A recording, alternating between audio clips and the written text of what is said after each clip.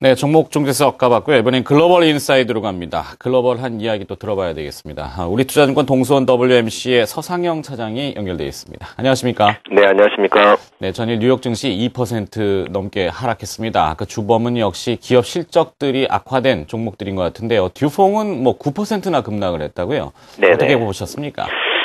어제 화학업체인 듀퐁은 이제 예상치를 크게 미치지 못하는 주당 1센트의 흑자를 보였고요. 특히 페인트의 주원료인 이산화 티타늄 등의 이제 판매가 급속하게 축소되었습니다. 이 종목의 특징이 이제 지역별로 보면 아시아 국가 쪽에서 14%가 축소된 모습을 보였습니다. 이는 미국 등 북미 쪽에서 4% 감소나 아시아를 제외한 이머징 국가들의 5% 감속들에 비하면 큰 폭의 축소였고요. 이는 결국 중국의 영향이 듀폰의 실적에 지대한 영향을 미친 것이라는 판단입니다. 여기에 중국의 경기와 미국의 재정 절벽이라는 이슈에 대한 불확실성에 대해서 1,500명의 인원 감축을 이야기하면서 그 지수 전반적으로 하락폭을 크게 만든 원인이었습니다. 또 하나의 종목인 이제 소매업체인 3M은 예상치와 부합되었지만 최근 경제 현실을 감안해서 향후 전망을 하향 조정하였고요. 특히 이 회사의 실적이 특징이 이제 서유럽에서는 1.5%를 감소했지만 아시아 태평양 쪽에서 1.9% 하락을 했습니다. 즉 역시 3M 같은 경우도 유럽과 중국의 영향이 컸다고 볼 수 있습니다. 네. 자, 이 중국이 또다시 주목을 받고 있습니다. 오늘 오전에 제조업 지수가 발표됐는데 관전평 들어보고 싶습니다.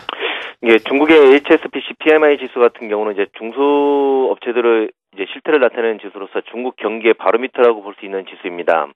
지속적으로 기준선 50을 하회하고 있는데 전달에 47.6에서 47.9로 이제 하락폭을 줄인 모습을 보였었고요. 이번에 이제 발표된 수치는 이제 49.1로 서프라이즈한 결과 발표를 하였습니다. 비록 기준인 50 미만이지만 점진적인 개선이 되고 있다는 점은 좋고요.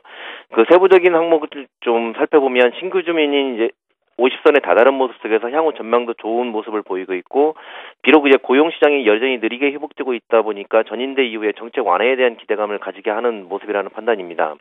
결국 이러한 흐름은 듀폰과 3M이 향후 전망에 대해서 중국의 경기 흐름에 대한 우려감을 나타냈지만 결국 중국 관련해서 제조업 지표의 호전이 향후 전망에 상당히 도움이 되는 우호적인 모습으로 나타난 상황입니다.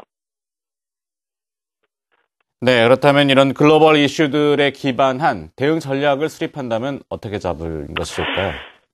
결국 시장은 3분기 어닝에 대한 충격은 이미 예견된 모습이었고요. 이러한 흐름 속에 지수의 조정이 이어졌다면 결국 3분기 실적 악화로 인하여 하락한 중국 관련 업종들 위주, 즉 3분기 실적 악화가 가시화되면서 주가 하락이 컸던 에너지 화학 업종들에 대한 장기적인 관점에서 관심을 가져야 될 것입니다.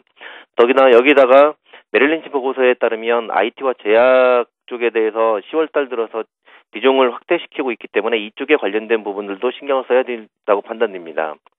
물론 재정 절벽이라는 이슈가 남아있는 현실에서 기업들의 투자와 고용에 대한 부분이 정체되어 있는 상태이기 때문에 좀 더 상황을 지켜봐야 되겠지만, 그 부분은 이제 11월 6일 대선 이후 2개월이라는 시간 동안 민주당과 공화당에서 어떻게든 해결할 가능성이 크다는 점에서 시장에 큰 영향을 주지는 못할 것이라고 JP모건을 비롯한 해외 여러 기관들이 판단이기 때문에 이에 대한 부분은 준비 정도만 하면 될 것이고요. 이보다는 중국 회복에 대한 부분들에 대해서 더욱 관심을 가져야 될 것이라는 판단입니다. 잘 알겠습니다. 글로벌 인사이드, 우리투자증권 동수원 WMC의 서상영 차장이 수고해 주셨습니다. 고맙습니다. 네, 감사합니다.